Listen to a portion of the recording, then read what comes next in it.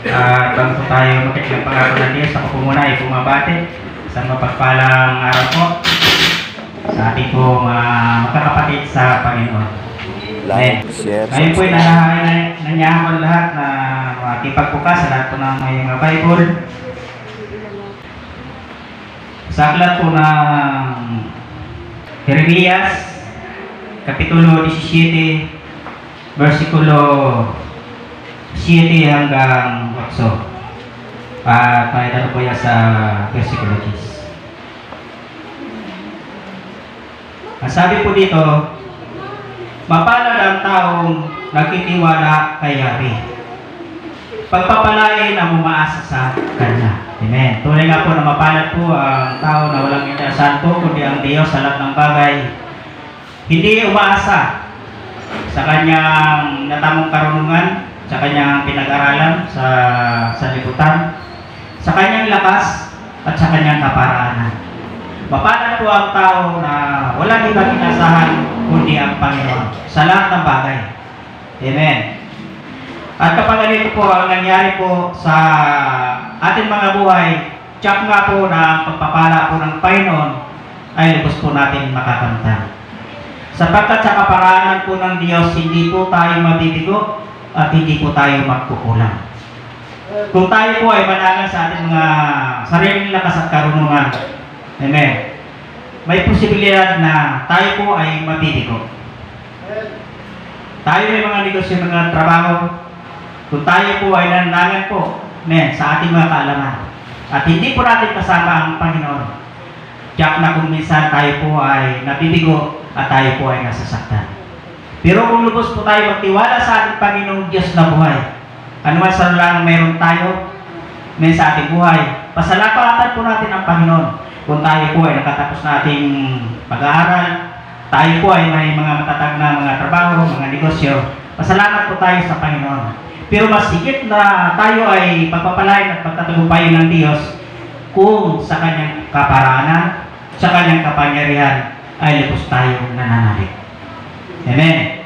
Ang sabi po niya, kasama ng Kanyang pangako na tayo po at sino man na umasa sa Kanya ay pagpapalain. Amen.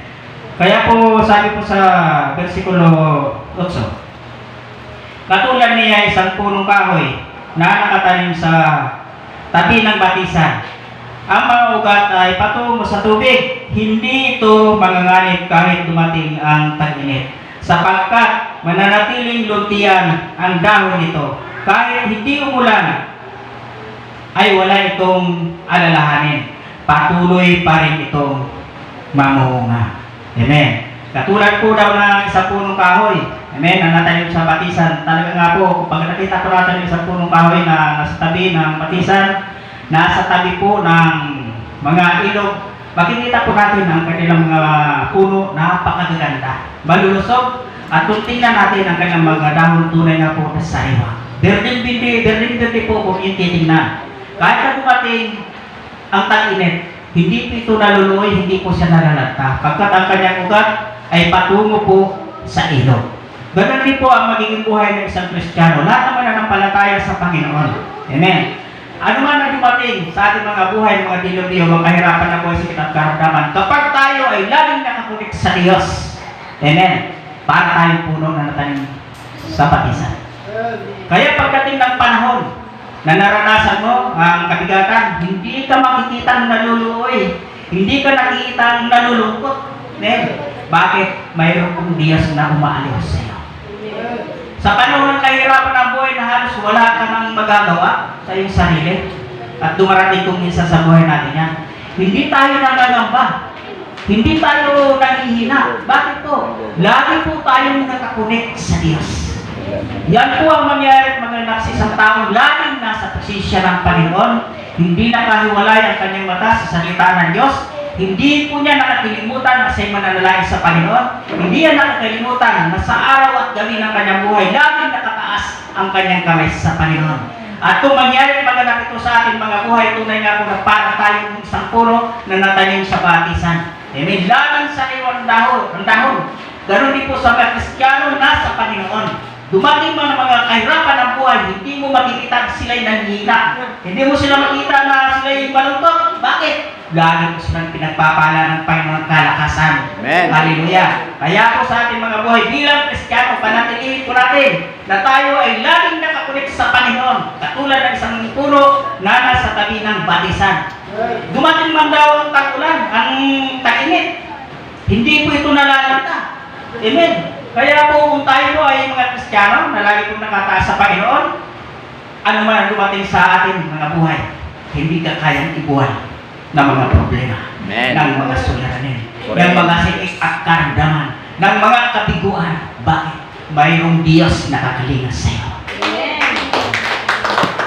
Kaya po ang gagawin po natin bilang isang Kristiyano, tingnan niyo po, ang sabi nga, hindi ito manganganib kahit na dumating ang tag-init. Hindi po manganganib. Yung mga Kristiyano na tiwala sa Panginoon, hindi yan manganganib na magugutom. Hallelujah. Lalo na kung inuuna niya ang Panginoon. Diba? Sabi kanina sa Matthew 6:33, but seek first the kingdom of God, His righteousness, and all these things shall be added unto you.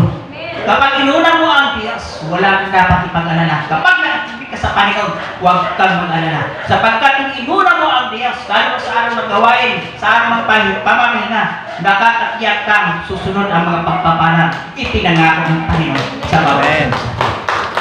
Amen.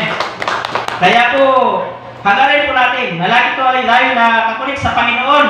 Amen. Kasi maging katulad tayo ng punong kahoy, kahit na dumating ang tag-init, patuloy pa rin itong namumunga. Kaya yung mga Kristiyano, hindi mo malatang may problema. Amen. Baka salubong mo yun, nakangiti pa sa'yo. Hindi mo lang alam, may mga bigat po yan nararanasan.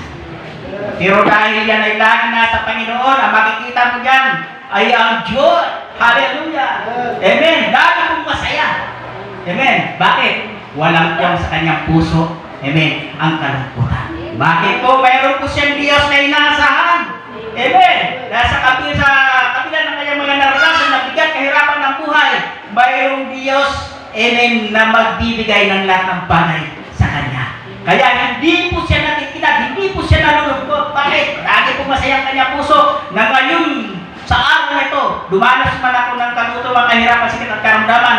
Bukas alam ko, mayroong Diyos na magpapagaling sa akin.